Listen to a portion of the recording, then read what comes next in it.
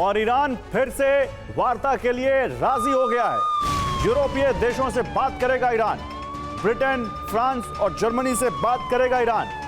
ईरानी news agency की report में यह दावा किया गया है।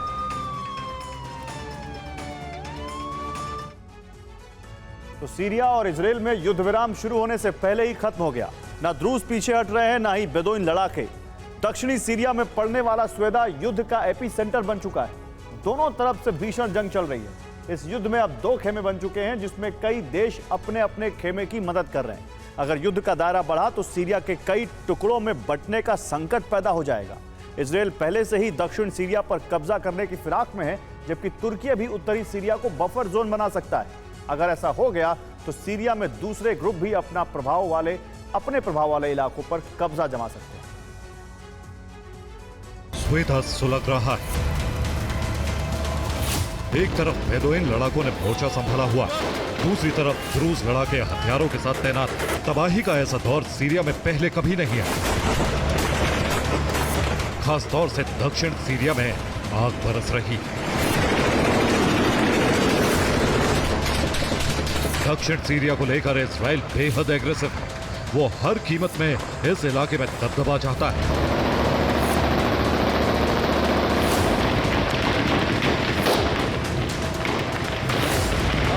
यही वजह है कि अमेरिका तुर्की के युद्ध विराम के ऐलान के बाद भी क्रूज और बेदोइन लड़ाके रुके नहीं। स्वेदा को युद्ध का मैदान बना दिया। इजराइल आखिर क्यों दक्षिण सीरिया पर कब्जा करना चाहता है, पहले ये वजह समझिए।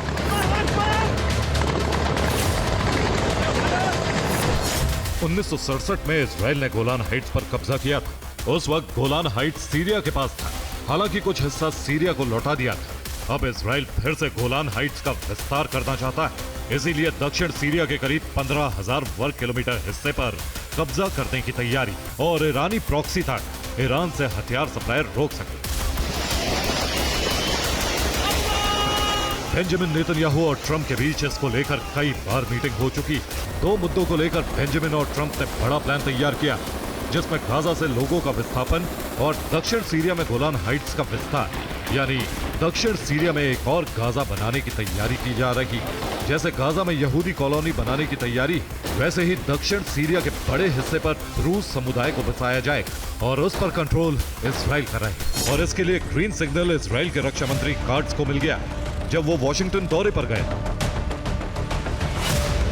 अब जैसे हालात हैं, उससे संकेत मिल रहे हैं कि सीरिया कई हिस्सों में बंट सकता है, क्योंकि इजराइल अगर कामयाब हो गया तो तुर्की भी उत्तरी सीरिया पर कब्जा कर सकता है, जबकि कुर्द इलाके पहले से ही सीरिया की पकड़ से बाहर, यानी सीरिया को अब खंड खंड होने से कोई नहीं रोक सकता।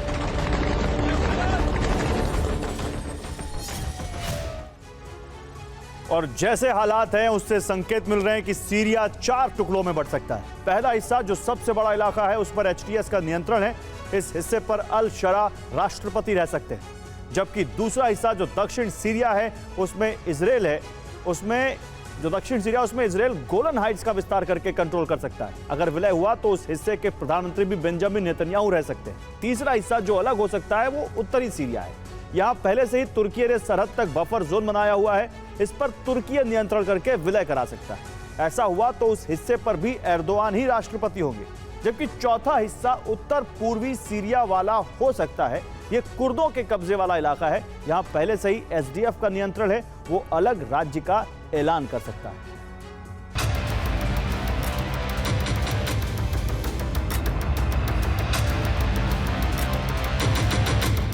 सीरिया की बंदरबाट के लिए सबकी अपनी अपनी वजहें हैं। जबकि सीरिया पहले आईएसआईएस के हमले से करहा रहा था, उसके बाद 10 साल से ज्यादा चले गृह युद्ध से भी सीरिया तबाह हो रहा है। सीरिया एक और संकट में फंस गया। तबाह होते सीरिया का सब बड़ा हिस्सा कब्जा करना चाहते हैं,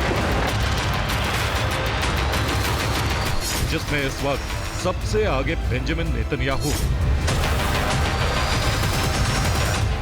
बेंजामिन नेतन्याहू गोलन हाइट्स का विस्तार करके दक्षिण सीरिया को इजराइल में विलय कराना चाहते हैं, जिससे ईरान के हमले रोकने के लिए डिफेंस जोन बनाया जा सके। जबकि डोनाल्ड ट्रंप का मंसूबा है कि अगर इजराइल का सीरिया के बड़े हिस्से पर नियंत्रण रहेगा तो अमेरिका के सैन्य बेस सुरक्षित रहेंगे।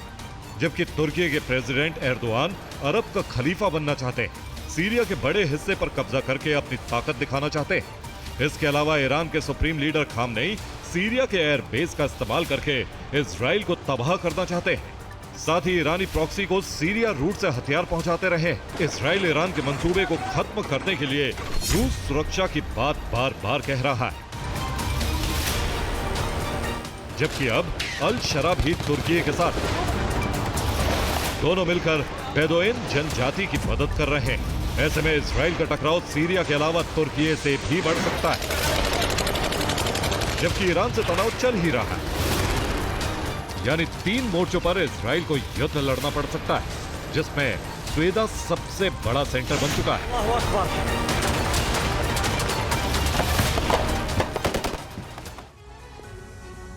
और सीरिया में सबसे भयंकर जंग चल रही है। स्वेदा एपी सेंटर बन चुका है, जिसमें 2 ग्रुप आपस में लड़ रहे हैं। पहला खेमा द्रूज लड़ाकों का है, जिनका साथ आईडीएफ के सैनिक और यूएन पीस कीपिंग फोर्स दे रही है। हालांकि द्रूज लड़ाके फ्रंट लाइन पर हैं, उन्हें हथियारों का सपोर्ट इजराइल कर रहा है। द्रूज के सामने बेदोइन लड़ाके डटे हुए हैं, जिनकी मदद के लिए अल शरा के ऐलान के बाद एचटीएस लड़ाके पहुंच गए, जबकि सऊदी अरब से भी दूसरे बेदोइन जनजाति के कबीलों से लड़ाके पहुंच रहे हैं। यानी अब युद्ध और भयंकर हो सकता है। स्वेदा में 2 जनजाति में खूनी संघर्ष का दायरा बढ़ता जा रहा है। अब दोनों तरफ से कई देश मदद के लिए आगे आए हैं। ऐसे में आशंका तेज हो गई है कि ये टकराव कहीं युद्ध में न बदल जाए।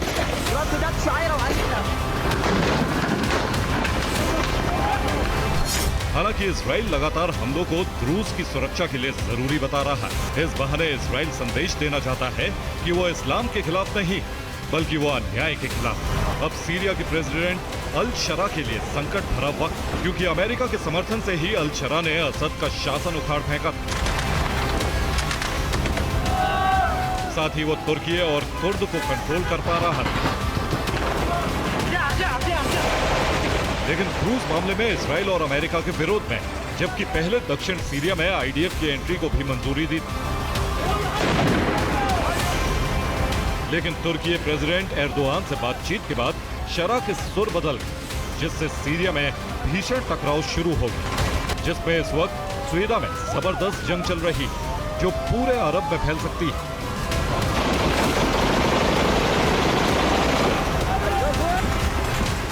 Bureau report, TV9 Bharat.